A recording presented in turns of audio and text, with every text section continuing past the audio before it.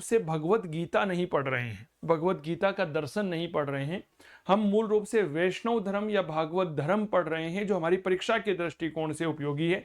और भगवत गीता के अनुसार वैष्णव वो हैं, कौन है, जो भगवान विष्णु के अनुयायी है, the followers of the Lord Vishnu. क्या ये बात क्लियर हो गई? हाँ या ना का जवाब साझा करिए कमल मेरे दोस्त। ठीक है, अब वैष्णव का अलग। अब थोड़ा सा हम जब और आगे बढ़ते हैं तो हमें एक बात पता चलती है।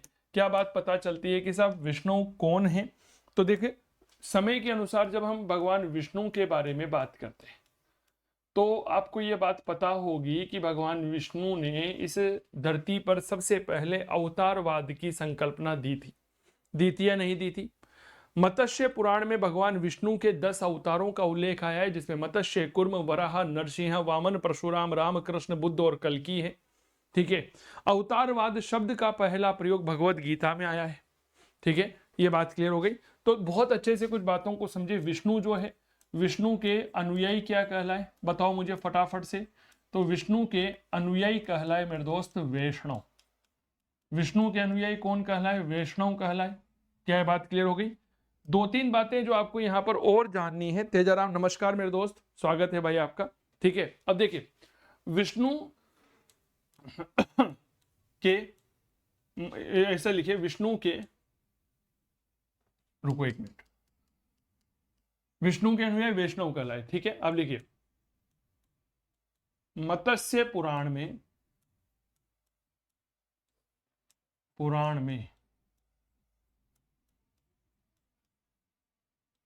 भगवान विष्णु के निम्न 10 अवतारों का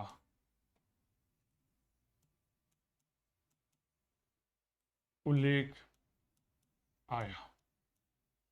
किसमें आया? मत्स्य पुराण में। कितने अवतार? 10 अवतार। भाई साहब पहला अवतार क्या था? बहुत अच्छे से समझिएगा। पहला अवतार था मत्स्य अवतार, क्योंकि हमारी पूरी पृथ्वी जो है वह जलमग्न थी। उस समय मछली ही जन्म ले सकती थी। कुर्म, कछुआ आया। तीसरा अवतार वराहा आया। ठीक है, जिसे हम सुअर वाला अवतार भी कहते हैं, लेकिन मैं यहाँ पर नहीं लिखूंगा, आप तो वराहा अवतार लिख लीजिए। ठीक है, इसके बाद नरसिंह का अवतार आता है, जिन्हें हम भगवान नरसिंह भी कहते हैं, नरसिंह। ठीक है, इसके बाद भगवान ने लिया था वामन अवतार। कौन सा अवतार लिया? वामन अवतार। भगवान राम ने शिव धनुष तोड़ा था सीता से स्वयंवर करने के लिए, तब परशुराम जी आए थे, तो राम के पहले हुए परशुराम। परशुराम छठे अवतार। सातवें अवतार भगवान कृष्ण, सातवें अवतार भगवान राम है। सातवें अवतार भगवान राम है। आठवें अवतार कौन है? तो याद रखिएगा यह भगवान कृष्ण है। नवे अवतार किसको माना गया? भगवान बुद्ध को नवा अवतार यहां पर घोषित किया गया। और मेरे दोस्त 10वें अवतार के तौर पर हम किसको जानते हैं? यह जानते हैं कल्कि को। कल्कि अवतार, जिसे हम कली भी कहते हैं कि जब कल युग में पाप अपनी चरम सीमा पर होंगे, उस समय कल्कि अवतार जन्म लेंगे। क्या ये बात क्लियर हो गई? तो मत्स्य पुराण जो है, इसमें भगवान विष्णु के 10 अवतारों का उल्लेख आया है। ठीक है,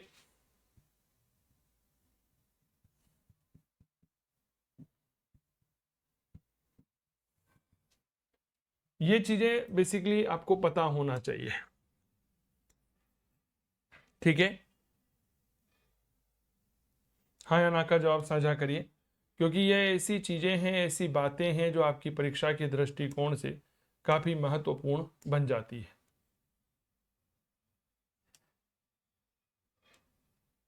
हम इतिहास विषय के विद्यार्थी हैं, और अगर हम इतनी सी बात नहीं पता तो फिर मेरे दोस्त थोड़ी सी समस्याएं उत्पन्न हो सकती है।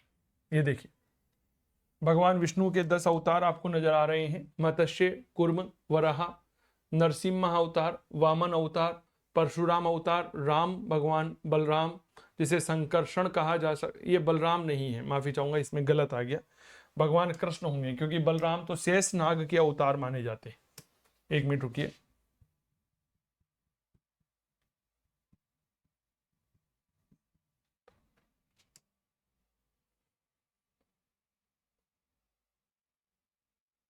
एक सेकंड रुक जाइए, ये रहा। कभी कभी फोटो जो है वो गलत डाउनलोड हो जाता है। मत्स्य, कुर्म, वराह, नरसिंह, वामन, परशुराम, राम, श्री कृष्ण, बुद्ध और कल्कि, ये सही है, ये रहे।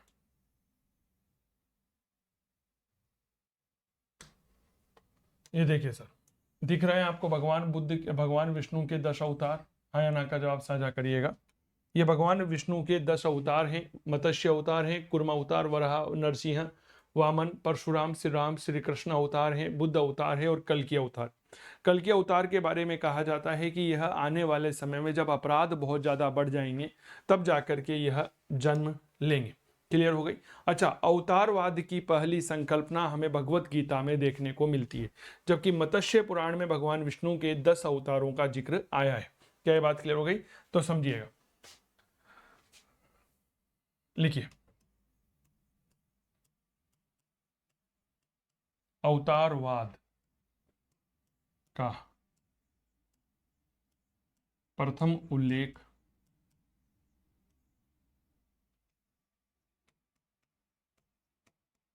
भगवत गीता में आया है। भगवत गीता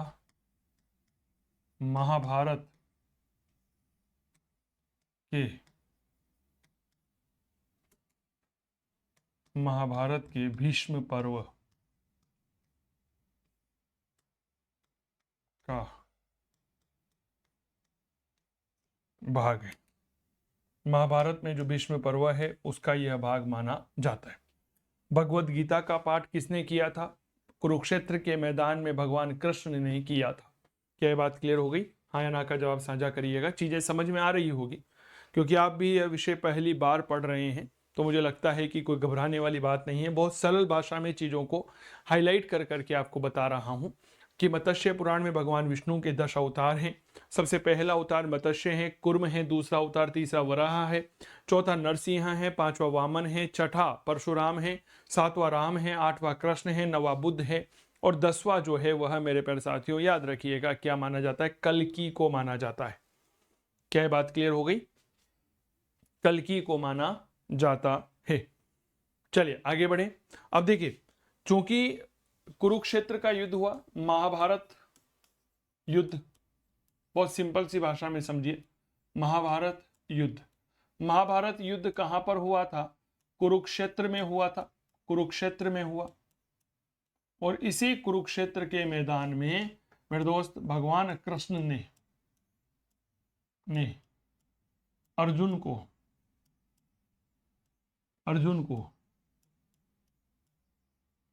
भगवत गीता का संदेश दिया, भगवत गीता का संदेश दिया। ठीक है, इसीलिए कृष्ण के अनुयायी, क्या कहा गया, कुरुक्षेत्र के मैदान में कृष्ण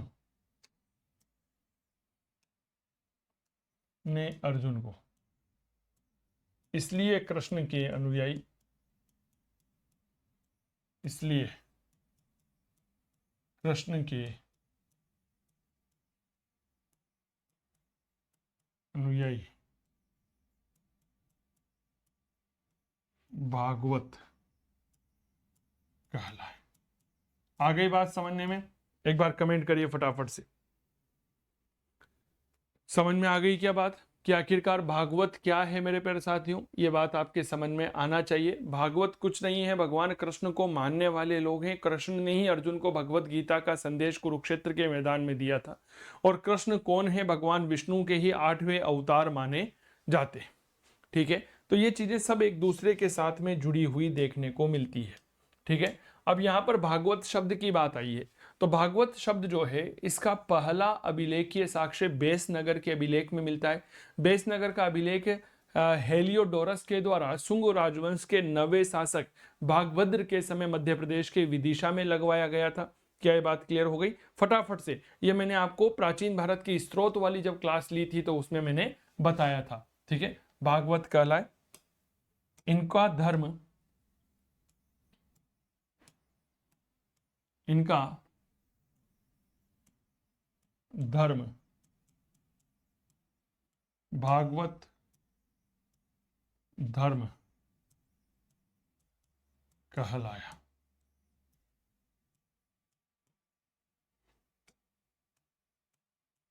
इसका प्रथम अभिलेखीय साक्ष्य हेलियोडोरस का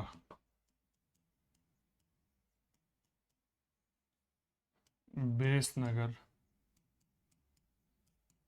अभिलेख, मध्य प्रदेश के विदिशा, बेसनगर अभिलेख है। इसका पहला अभिलेखीय साक्ष्य कहां पर मिलता है?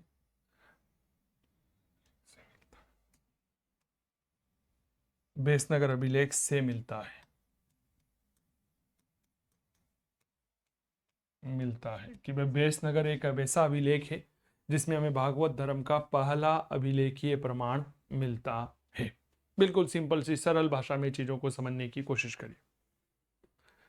कृष्ण को भगवत कहा गया। कृष्ण को क्या कहा गया? भगवत कहा गया, इसीलिए यह धर्म भागवत कहलाया। और भागवत के अनुयायी क्या कहलाए? भागवत कहलाए। चलिए कुछ बातें जब आपके रजिस्टर में और आनी चाहिए वो लिखेंगे। संस्थापक कौन थे इस धर्म के? अब कहां से कहां पहुंच रहे हैं? संस्थापक थे भगवान कृष्ण। भगवान कृष्ण किस वंश में जन्म लिया था? इनका वंश था वृष्णि वंश। अरे बताओ कौन सा वंश था इनका? इनका वंश था वृष्णि वंश। इसमें जन्म लिया था भगवान कृष्ण। भगवान कृष्ण का ही एक अन्य नाम क्या होता है? याद रखना, भगवत होता है। अन्य नाम क्या होता है? राधे राधे, भगवत होता है। और इस भगवत के अनुयायी क्या कहलाते हैं? बताओ, भगवत के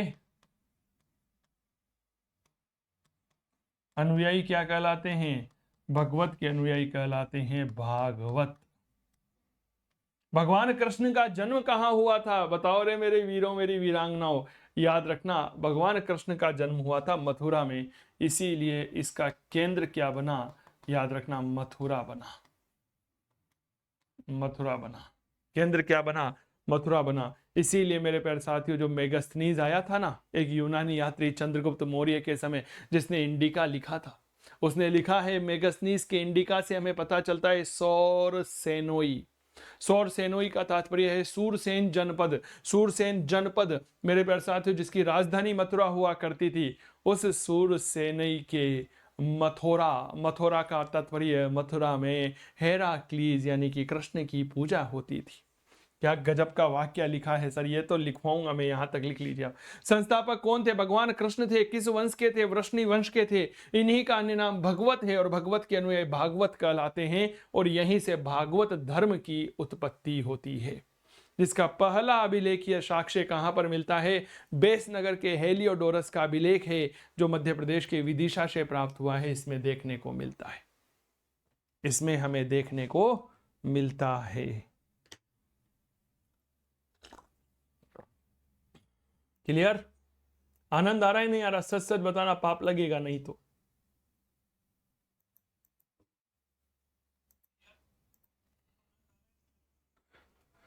चलिए, यूनानी यात्री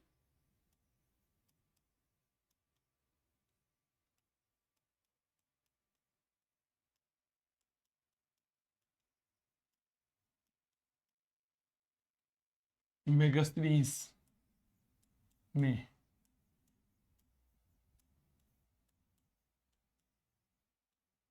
अपने ग्रंथ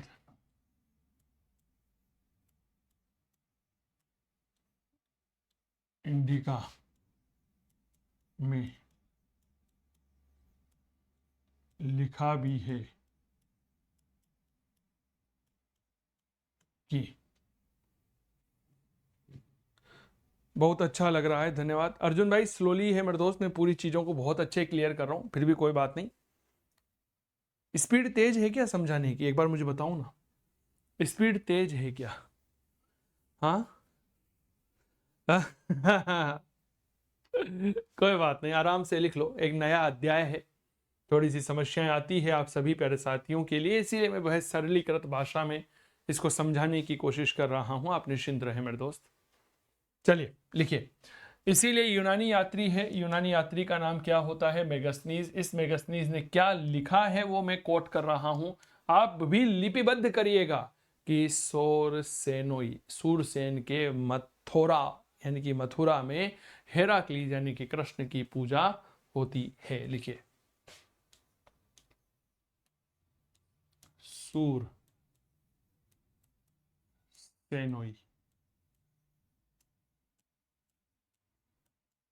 सूरसेन जनपद के मेथोरा, मथुरा, जो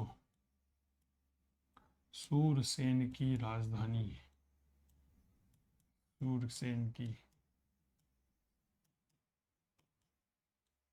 राजधानी मेथोरा में हेराक्लीस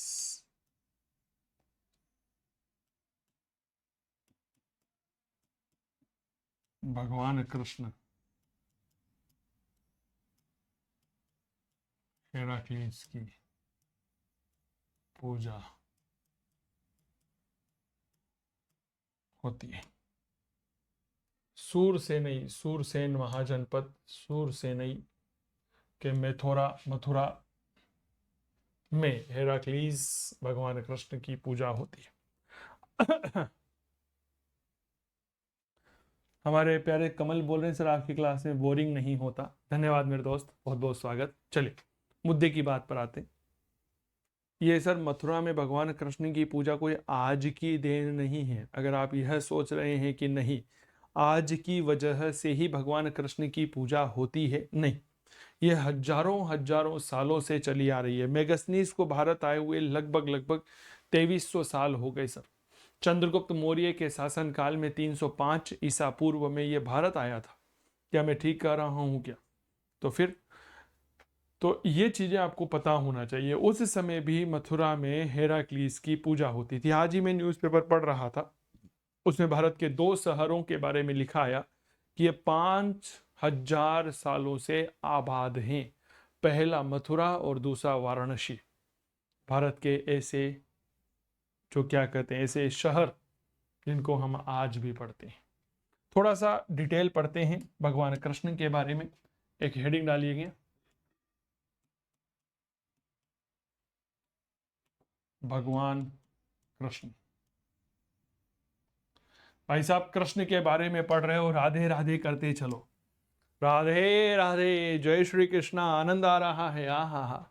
भगवान कृष्ण का पहला उल्लेख छांदोग्य उपनिषद में मिलता है, जहां पर कृष्ण को देव की पुत्र और अंगिरस ऋषि का शिष्य बताया गया है। क्या बात है, क्या बात है, आनंद। प्रथम उल्लेख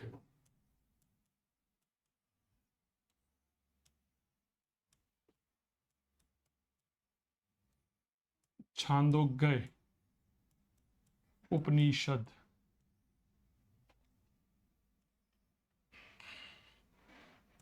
में, जहां कृष्ण को देव की पुत्र व अंगिरस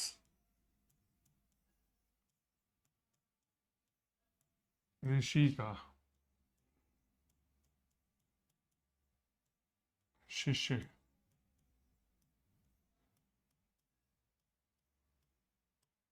बताया गया। बहुत बढ़िया, पहला उल्लेख छांदोग्य उपनिषद में है। इनकी पूजा कैसे की जानी चाहिए, इनकी भक्ति कैसे की जानी चाहिए, इनकी आराधना कैसी होनी चाहिए, इस बात का पहला उल्लेख पाणिनि के अष्टाध्याय में है, जहां पर भगवान कृष्ण की पूजा अर्चना, इनकी उपासना के बारे में जानकारी मिलती है।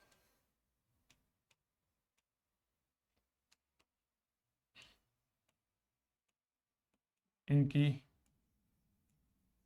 पूजा, भक्ति, उपासना,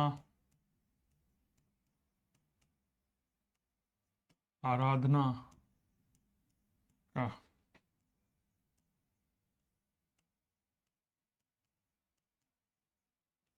प्रथम उल्लेख पाणिनि के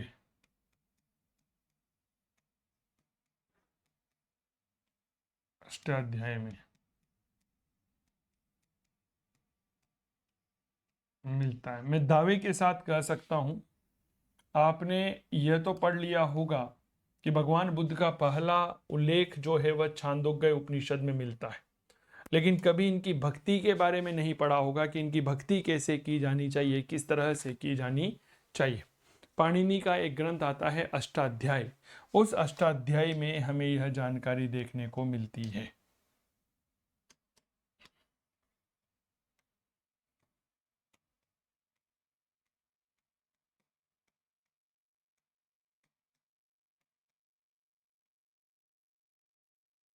देख लो,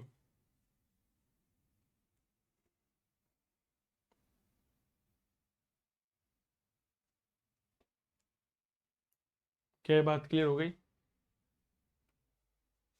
कृष्ण कौन है? भगवान विष्णु के अवतार हैं। क्या ये बात क्लियर हो गई? विष्णु को ही वासुदेव कहा जाता है, तभी तो हम कहते हैं ओम नमो भगवते वासुदेवाय नमः, ओम नमो भगवते वासुदेवाय नमः। और मेरे प्यारे साथियों, आपको यह भी तो पता होना चाहिए कि वासुदेव जो है वही नारायण है। हाँ या ना का जवाब दीजिएगा। अब मैं आपको आगे लेकर के चल रहा हूं, थोड़ा सा हाई लेवल बढ़ाते हैं, बहुत अच्छे से समझना। देखिए,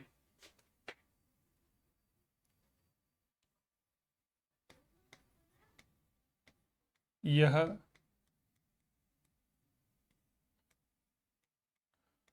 विष्णु के अवतार हैं। अर्जुन, अब स्पीड तेज नहीं है ना मेरे दोस्त? एक बार मुझे बता दो मेरे दोस्त, दिल को तसल्ली मिल जाएगी, ठंडे पानी के छींटे पड़ जाएंगे मेरे दोस्त। इसलिए इन्हें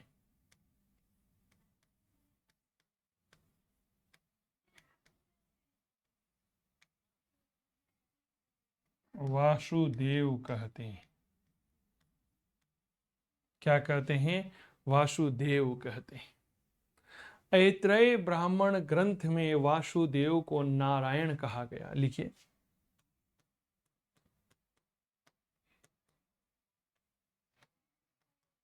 ऐत्रेय ब्राह्मण ग्रंथ में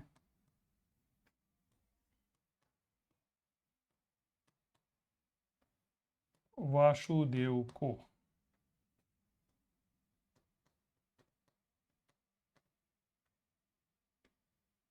नारायण कहा गया। हाँ, अब मजा आ गया और दोस्तों, मुस्कुराइए ना। इतिहास की बात चंदू जैन के साथ कर रहे हैं। यह विष्णु के अवतार हैं। कौन है? भगवान कृष्ण हैं। इसीलिए इन्हें क्या कहा गया? वासुदेवाय कहा गया। ओम नमो भगवते वासुदेवाय नमः। क्लियर?